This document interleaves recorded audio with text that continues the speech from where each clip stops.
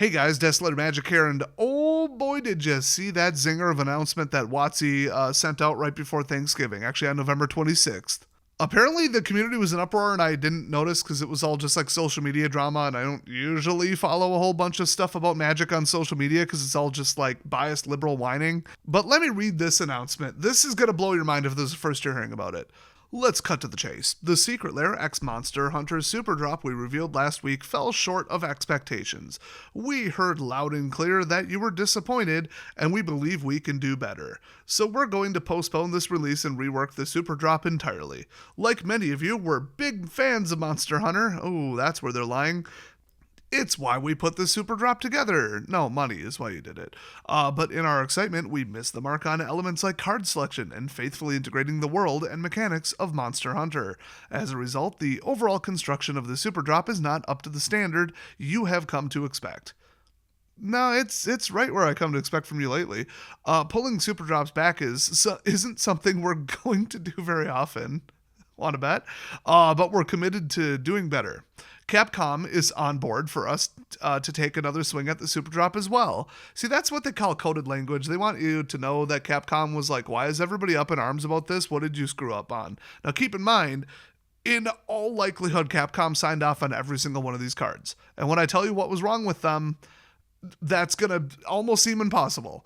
So we're going to pull this one back and share new details and an updated release date in a few months. Yeah, so these are in all likelihood already printed, by the way, so they're going to throw them in the incinerator, which is very, very pro-environment of them. But make sure, hey, you keep an eye out for more information in 2026. So what did they do wrong? Well, I scoured social media to find all the major complaints. Basically, it came down to a couple different things. One, they had a card called Champion of, I think they put Kotoko, and the actual one is Kokoto. I think even I got that backwards, but yeah, they spelled the name of the place wrong, and then Capcom signed off on it. This is not a small or obscure spot in the game that it's in.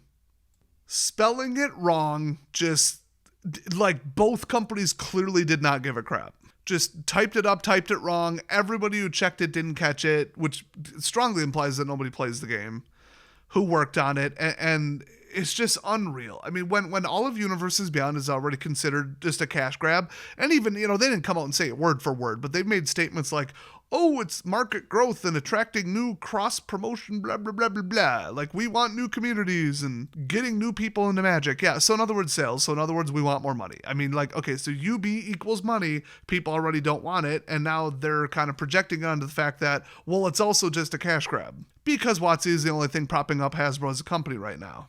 Oh, I guess also a scummy, manipulative, basically slot machine game, in my opinion. That's themed on Monopoly, in case you didn't hear. It's slot machine-like in how it works. Don't sue me. I think the entire thing, I mean, now it's pulled, so I have, like, only my own screenshots to go off of, and there's not that many. But they, like, I guess didn't have equipment, which, like, is the fundamental basis of Monster Hunter.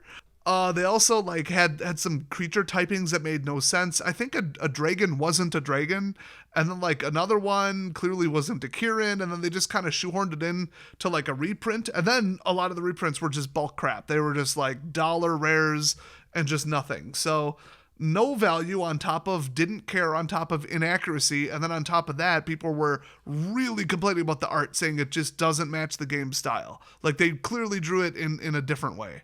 Now, I don't remember if the artists were from Capcom and handed it off, or if they had some like sample artwork and they hired their own people to draw it. Because I'm really wondering if Capcom handed it off themselves and they just hired an artist that was like, well, I want to do it kind of my style a little bit. Nothing wrong with that. It's just people didn't like it. They just called it inaccurate. But man, the cheapest thing you can do, those like dollar store packs of the failed, movie tie-in card game stuff is just take a screenshot from the media itself and just paste it in on a card. People really don't like that. It would be accurate. It's just like Wow, you really just used a screenshot from the movie/game, which is what they always do in these, low budget card games. So they want to stay away from that and do original artwork that's never been seen anywhere else, and that worked in the past, except it didn't work this time. So, I mean, if you're looking for something better to spend your money on, hey, Black Friday, you can still use my code, DesolatorMagic10, on World War Woke, a card game that is actually worth your time. It's actually somewhat well balanced and well designed, which is kind of funny because it's their first attempt. This looks better than Alpha and Beta ever did. And let's be honest, if you're going to show up to, Thanksgiving already or for sure Christmas, then one of your weird uncles is going to be like, so anyway, guys, I was just thinking, why do black people get tattoos? I don't get that. If they're already bringing that, you might as well bring this, okay? Give it out as people's stockings. Give it out. Yes, that was a direct quote from one of my distant family members. Bro, if people don't threaten to call the police while you're trying to play bingo on Christmas, you ain't doing it right. One side of my family's a little messed up, all right?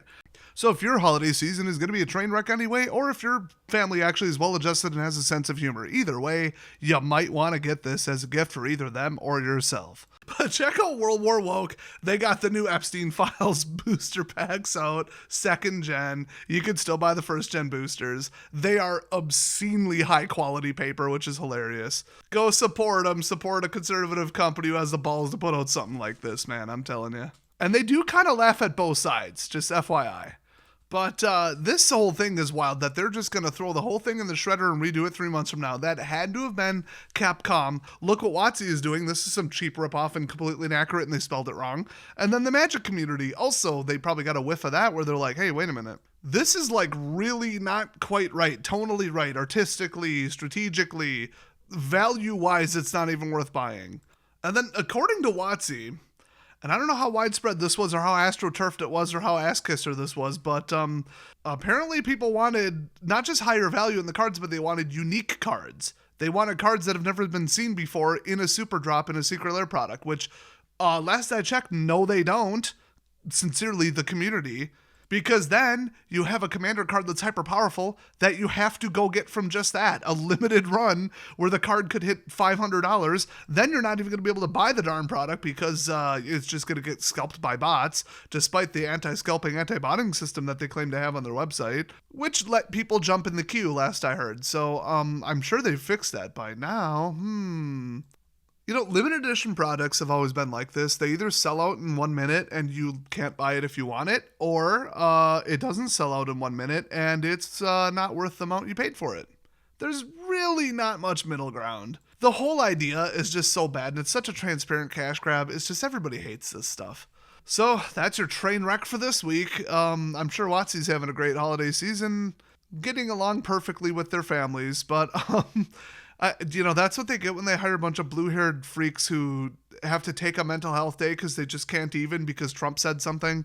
Well, they're on like 16 different meds for their totally legitimate non-mental disorder, gender dysphoria, and their anxiety about the problems that they caused in their own life, and then, blame everybody else but themselves because it makes them feel better, and then bring all that to work, underpay them, and then have them work in one of the most expensive cities to live in the entire world.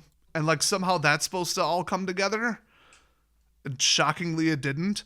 And then, 30% of their company got fired, even though they're the most profitable branch of Hasbro. Oh, boy.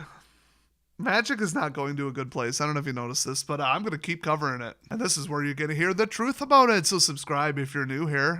That's almost impossible at this point, but hey, do it. And thanks for watching. Go check out World War Woke, and I'll see you guys next time.